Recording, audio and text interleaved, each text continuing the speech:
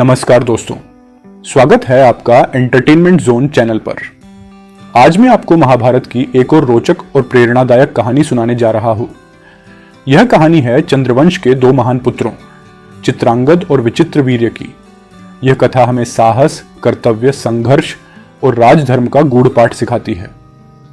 तो चलिए शुरुआत करते हैं इस अद्भुत यात्रा की।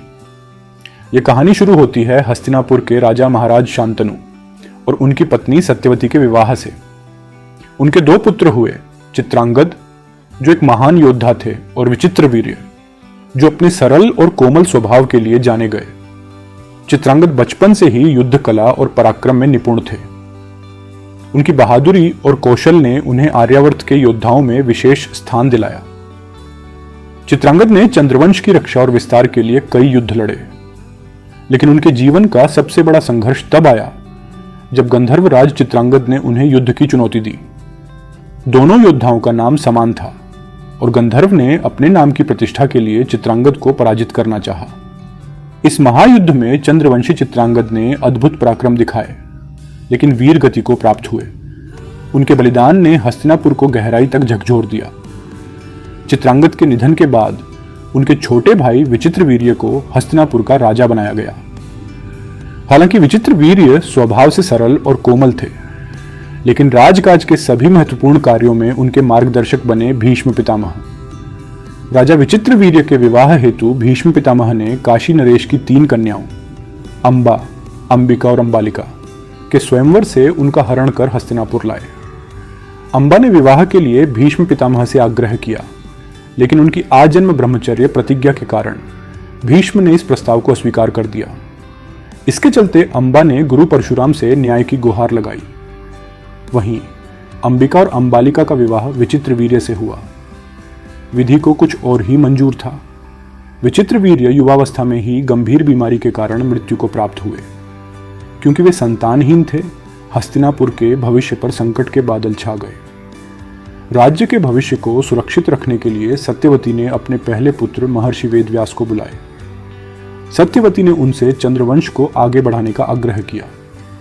दोस्तों, अगर आपको वेदव्यास जी का जन्म कथा के बारे में जानकारी लेना है तो मेन लिंक वीडियो के डिस्क्रिप्शन में दे देता हूं, देख लीजिएगा। महर्षि वेदव्यास ने नियोग द्वारा वंश विस्तार का निर्णय लिया। सत्यवती ने अपने दोनों बहुओं अंबिका और अंबालिका से वेदव्यास के पास जाने का आग्रह किया। उनके साथ एक दासी भी गई। सबसे पहले अंबिका महर्षि के कक्ष में गई। जब महर्षि ने अपने दिव्य नेत्रों से उनकी ओर देखा तो उनकी तेजस्वी दृष्टि से अंबिका भयभीत हो गई और उन्होंने अपनी आंखें बंद कर ली। इस कारण उनकी संतान नेत्रहीन हुई। उस पुत्र का नाम धृतराष्ट्र रखा गया, जो आगे चलकर हस्तिनापुर के राजा बने। इसके बाद अंबालिका महर्षि के पास गई। महर्षि की दृष्टि के प्रभाव से वह इतनी भयभीत हो गई कि उनका चेहरा पीला पड़ गया। इसका परिणाम यह हुआ कि उनकी संतान के शरीर का रंग पीला था और उनका नाम पांडु रखा गया। अंबिका और अंबालिका की स्थिति को देखकर एक दासी ने भी महर्षि वेदव्यास से संपर्क किया। वह निडर और शांतचित्त थी। महर्षि की दृष्टि का प्रभाव उस पर सकारात्मक रूप से पड़ा और उसने एक अत्यंत बुद्धिमान पुत्र को जन्म दिया।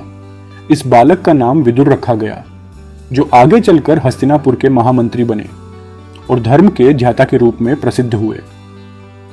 महर्षि वेदव्यास द्वारा उत्पन्न तीनों पुत्रों ने चंद्रवंश को नए सिरे से स्थापित किया। धृतराष्ट्र नेत्रहीन थे, लेकिन उन्होंने हस्तिनापुर का राज्य संभाला। पांडु ने वीरता और शौर्य के साथ चंद्रवंश की परंपरा को आगे बढ़ाया। विदुर ने अपने ज्ञान और धर्मपरायणता से राजसभा में नीति और नैतिकता को स्थापित किया। अगर आपको यह कहानी जो ग्रंथानुसार सत्य है पसंद आई हो तो हमारे चैनल एंटरटेनमेंट जोन को लाइक, शेयर और सब्सक्राइब करें। अगले वीडियो में हम जानेंगे अंबा, अंबिका और अंबालिका की पूरी कथा, जो और भी रोमांचक है। तब तक के लिए नमस्कार।